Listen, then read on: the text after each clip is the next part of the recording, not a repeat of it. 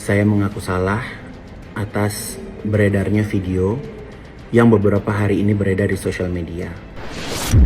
Saya sadar bahwa bercandaan yang ada dalam video tersebut adalah bercandaan yang tidak seharusnya saya lakukan.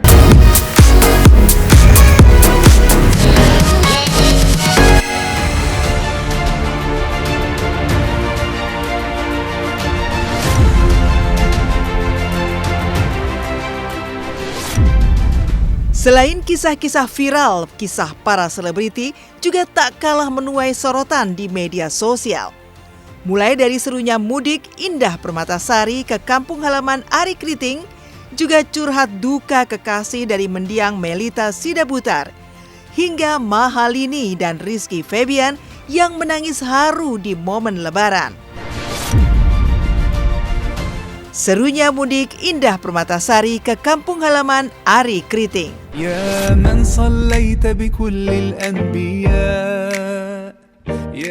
Pemirsa Silet RCTI, nuansa Idul Fitri masih begitu terasa di hati, termasuk bagi pasangan Indah Permatasari dan Arie Kriting.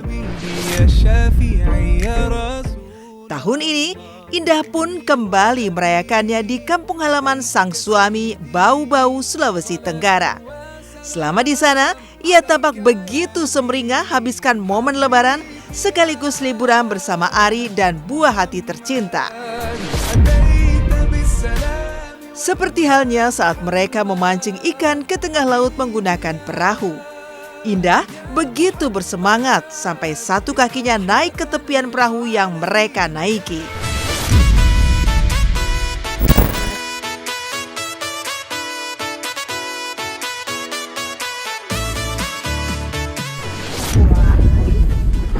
Gayanya Nona asli kayak pemancing.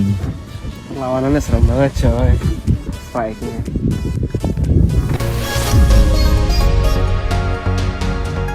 Di momen tersebut, Indah juga memasak untuk keluarga besar sampai terjun sendiri ke pasar untuk membeli berbagai bahan, mulai dari ikan segar, ayam kampung, dan masih banyak lagi.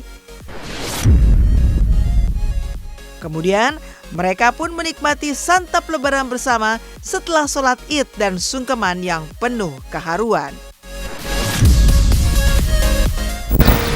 Berapa itu tongkol? Iya. 20.000. Ada tambahnya lagi? Tambahnya lagi? Iya. 20.000. Tunggu. 20 guys.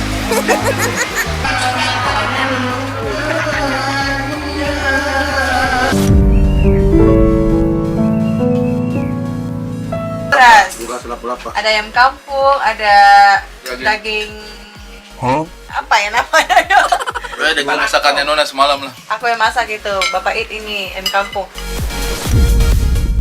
Ya, alhamdulillah aja bisa nyambung gitu. Senang sih lah ya. Maksudnya kita pasti mungkin Nona juga ada temennya.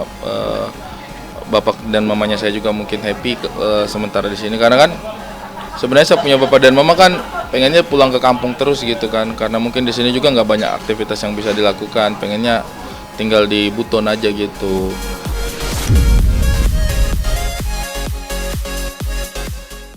Ivan Gunawan minta maaf pasca dihujat buat candaan tentang kasus pencabulan.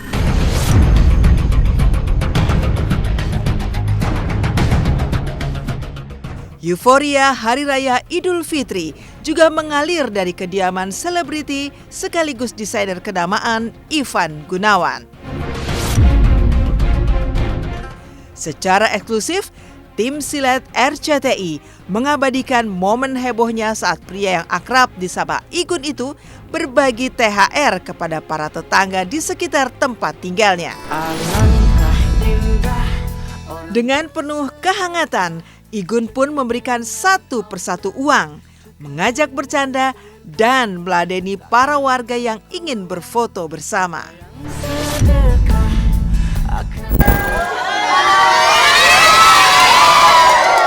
Jadi hari ini biasa setiap tahun pada silaturahmi ke rumah aku. Perasaan kok nggak lebaran gue pada kagak ngantri begini depan rumah gue. Oh, ada yang pakai baju shimmer ya? Ah, Cica. Udah jalan, jangan sio. Makasih ya, Bu. Makasih. Ya udah ntar dulu deh. Aduh, ya. Makasih sayang.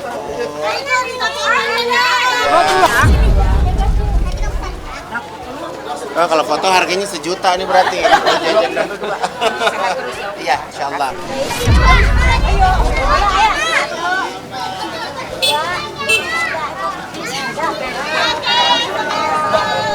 Ya, kan aku dulu tuh sebelum pindah ke sini kan tinggalnya di klaster, nggak punya tetangga, nggak punya pagar, ya kan, nggak kenal siapa-siapa. Sekarang tinggal di sini banyak perumahan, jadi ya mungkin ini satu cara aku untuk menjalin silaturahmi gitu kan.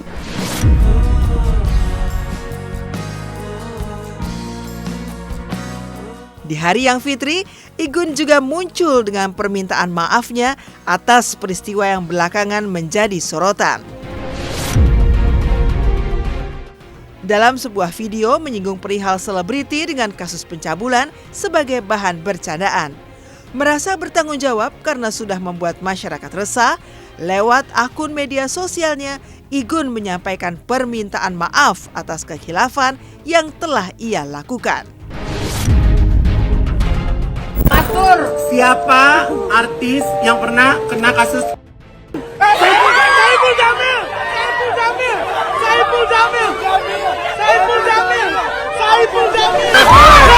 Ada orangnya!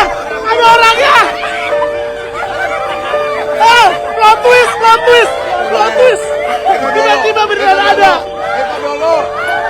Sekarang udah tobat ya? Assalamualaikum warahmatullahi wabarakatuh. Pada kesempatan kali ini, saya Ivan Gunawan. Saya mengaku salah atas beredarnya video yang beberapa hari ini beredar di sosial media. Saya sadar bahwa bercandaan yang ada dalam video tersebut adalah bercandaan yang tidak seharusnya saya lakukan dan terjadi, apalagi sampai diposting. Pada kesempatan ini saya juga ingin meminta maaf kepada semua masyarakat yang telah menyaksikan video tersebut, dan khususnya buat teman-teman yang pernah mengalami kekerasan seksual. Saya tahu sangat sulit untuk bisa melupakan setiap permasalahan yang telah kalian alami.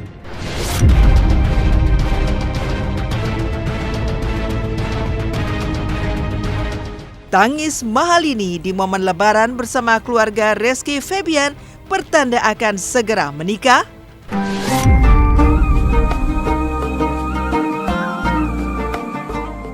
Jagat maya baru-baru ini dihebohkan oleh momen saat Mahalini Raharja merayakan Lebaran di kediaman tunangannya Rizky Febian.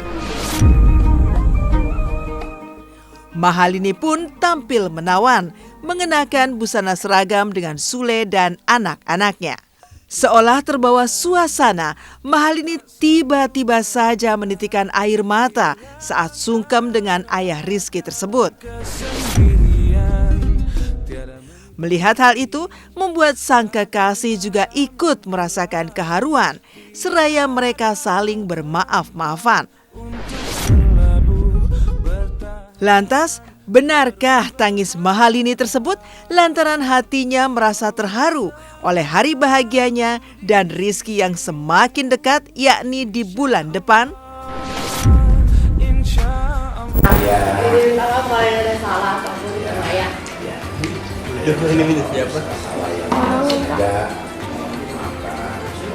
Cita-cita ini. Kok nangis?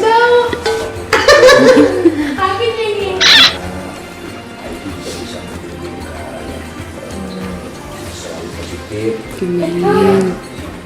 Awal kebahagiaan sampai.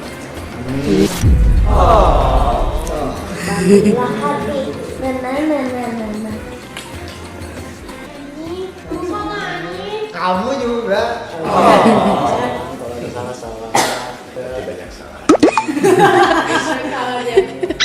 Ya. Kalau masih banyak orangnya masih suka. Alhamdulillah, doain aja. Aku sama Lini mah ya punya pemikiran siapa sih yang nggak mau ya, karena kan itu ibadah juga ya. Ya doain aja karena Lini punya niatan baik, aku punya niatan baik gitu. Syukur-syukur Allah mendengar dan memberikan jalan yang lancar. Orang pacaran pasti ada tujuan, ada jenjang yang lebih serius. Pasti itu. Tahun ini? Kalau tahunnya maaf Om nggak bisa menyebut karena kembali kepada mereka berdua. Om ngeliat.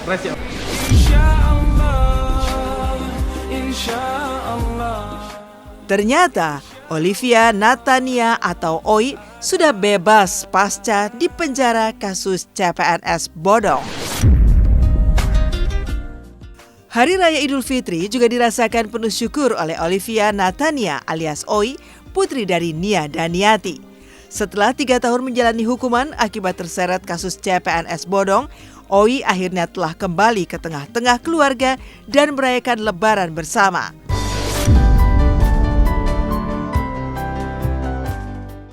Farhad Abbas yang hadir di momen itu pun mengaku bahwa ia sempat bertemu Oi.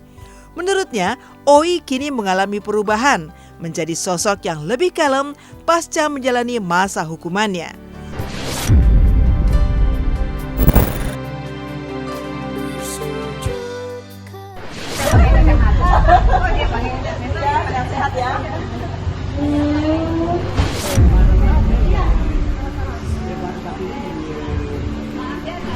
Oh ya ada, saya jumpa Oi kan udah bebas, dia sudah menjalani ya tinggal nikmati hidup. Untuk perbaikan kan udah dibina di lapas. Berarti hari ini Oi lebih baik dibanding hari lalu kan. Dia pasti lebih apa namanya? Lebih kalem lah dibanding dulu kan.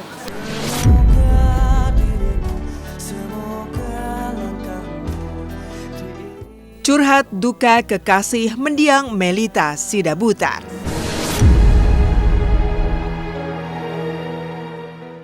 Kepergian mendiang Melita Sidabutar untuk selama-lamanya tidak hanya menyisakan duka bagi keluarga, terutama sang ibunda. Namun juga bagi Glenn Immanuel Sanjaya, kekasih mendiang Melita. Kehilangan belahan jiwa yang bahkan sudah merencanakan untuk menikah tentu sangatlah pedih. Glenn bahkan sampai menangis pilu saat upacara tutup peti Melita sebelum dikebumikan. Kini, ia mengaku sudah ikhlas dengan kehendak Sang Pencipta. Namun, tidak dibungkiri, rasa rindu masih begitu terasa, apalagi begitu banyak kenangan yang ia dan mendiang rangkai bersama. Glenn yang merupakan seorang pendeta pun menjelaskan saat ia sempat menyematkan cincin ke jari jenazah Melita saat sebelum dikebumikan.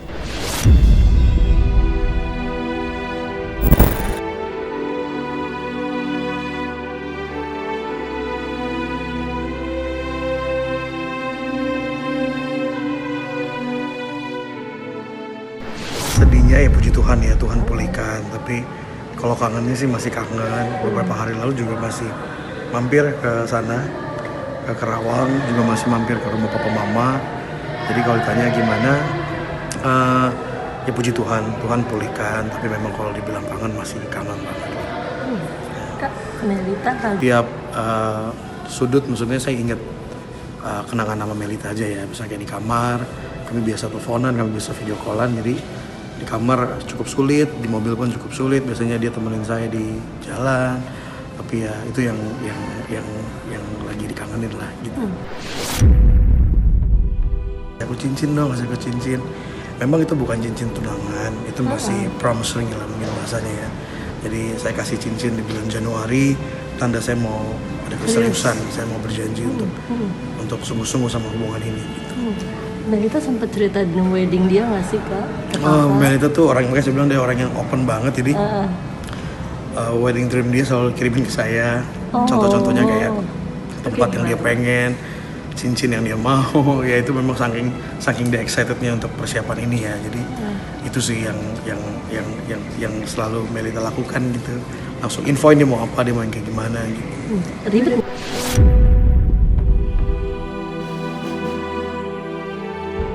Kepergian Melita tentu menjadi duka yang sangat mendalam bagi keluarga. Apalagi ia pergi tak lama setelah saudari kembarnya Melissa Sidabutar meninggal dunia pada tahun 2020 silam. Jasad Melissa yang sebelumnya dikebumikan di TPU Pedurenan, Bekasi, Jawa Barat pun dibongkar kemudian dipindahkan ke San Diego Hills untuk disandingkan dengan Melita. Proses berjalan penuh haru, terlebih saat keluarga melihat jasad Melissa yang setelah 3,5 tahun lamanya dikebumikan masih dalam kondisi utuh dan baik. Lalu angkat 2 hatu.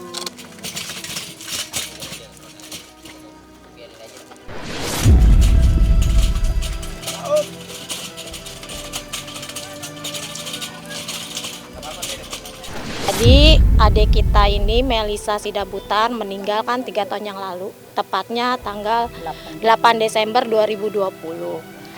Kemarin hari Senin tepatnya Melita Sidabutar menyusul kakaknya dan akan dimakamkan di TPU San Diego Hills. Keluarga lagi menunggu di rumah duka Karolus dan kami keluarga di sini yang mengawal pembongkaran jenazah Melissa Sidabutar yang akan kita pindahkan ke TPU San Diego Hills. Jadi bersebelahan antara kakak dan adik karena mereka kan kembar. Kalau jenazahnya sementara masih bagus, sebagian kondisinya masih baik. Masih baik. Jenazah masih baik, puji Tuhan.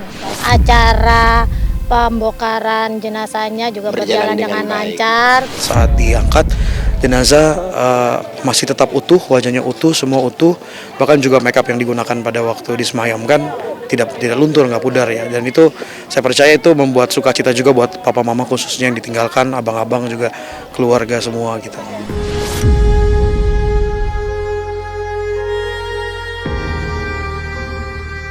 Tangis air mata ibunda Melissa dan Melita terus mengalir saat ia menghantarkan kedua anaknya ke tempat peristirahatan terakhir di pemakaman San Diego Hills, Karawang, Jawa Barat, Kamis lalu.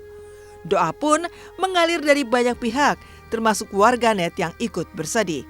Sebelumnya viral momen saat 2 ekor burung merpati putih terlihat di rumah duka Melissa. Tak sedikit yang mengartikan 2 burung itu melambangkan kedamaian serta jadi gambaran sosok Melita yang akhirnya bertemu kembarannya Melissa yang meninggal lebih dulu. Di sini ada burung merpati itu luar biasa. Ini dari mana datangnya? Ini almarhum Melita Sidabutar itu di dalam lagi acara penghiburan dari gereja Tiberias. Nah ini ada burung merpatinya. Nah, Iya, ini Mama Melita datang, aku samperin ke depan ya. Bapak Ibu terkasih, sebentar lagi jenazah.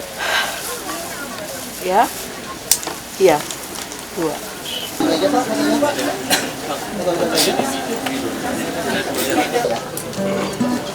Di antara Bapak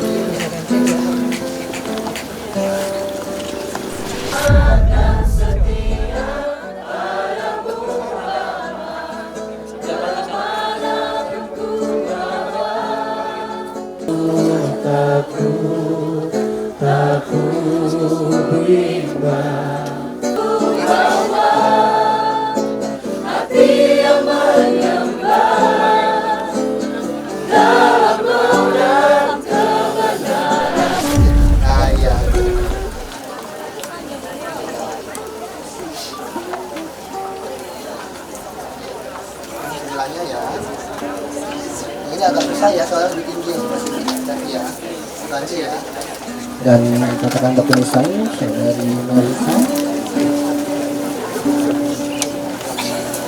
dan juga bunga tangkai persembahan kasih dari San Diego Hills, mungkin dari saudara itu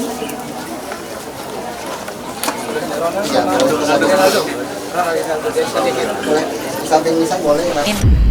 Membayangkan aja aku nggak sanggup gitu, apalagi untuk aku yang orang di luar yang mungkin hanya ketemu lewat karya, perihnya sungguh teramat dalam. Jadi aku nggak bisa membayangkan menjadi saudara, teman-teman terdekat Melita Melisa, apalagi orang tua ya. Ingin bersamaan, tapi memang Tuhan buka jalan, Tuhan beri jalan jauh dan lebih indah daripada rancangan dari keluarga. Jadi memang bisa dibilang agak mepet persiapannya, tapi memang karena dari Tuhan ya. Jadi bisa lancar, bisa terjadi sampai hari ini. Jujur makanya saya nggak lihat secara langsung, tapi berita itu mungkin jadi bawa sukacita untuk keluarga dan juga beberapa orang. Jadi saya percaya apapun yang mendatangkan sukacita itu datangnya dari Tuhan.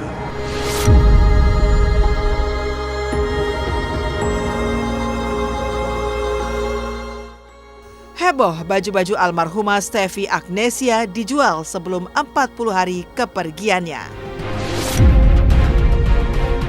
Belum 40 hari sejak kepergian Stevi Agnesia, publik dibuat heboh oleh sikap sang adik ipar Amanda Saraswati karena menjual barang peninggalan milik almarhumah. Lewat berbagai unggahan dan siaran langsung di media sosial, Amanda melelang sejumlah busana milik almarhumah Stevi.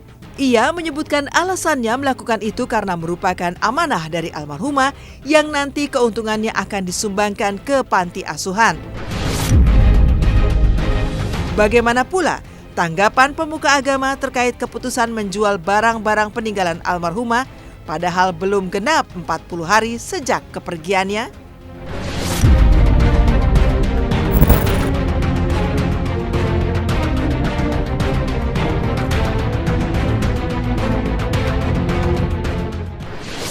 Juta nih ya, belinya 57, solawatin dulu dressnya. Iya, aku juga ikutan solawatin bareng-bareng ya, kita solawat yuk ya. Jadi ini yang dijual itu adalah amanat dari almarhumah Stevi. Jadi kalian gak usah khawatir, kita itu keluarga yang amanah kok mbak, gak rakus-rakus sama yang kayak begitu-begitu. Jadi kita juga maaf banget, kita nggak kekurangan uang. Insya Allah ini semuanya juga akan disumbangkan ke panti asuhan yang memang kita sudah setiap saat menyumbang. Insya Allah doanya sampai ke almarhumah, ke Stevi. Nggak ada, aku nggak terganggu karena DM-ku juga penuh kan, kak ini capture, sama sekali tidak terganggu sih, alhamdulillah. Dalam pandangan Islam, manakala seseorang menyedekahkan, yakni hartanya, baik itu hartanya dari milik si orang yang sudah meninggal atau si almarhumah dan almarhum maksud saya, atau dari keluarga. Jadi ada dua, dari hartanya si mayit atau dari harta keluarganya, lalu keluarganya meniatkan bahwa pahalanya untuk si mayit.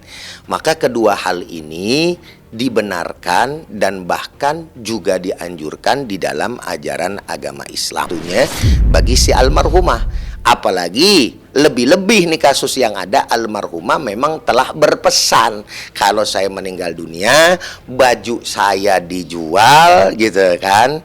Lalu kemudian hasil penjualannya disedekahkan ke anak yatim, ke panti asuhan, atau tempat-tempat yang membutuhkan.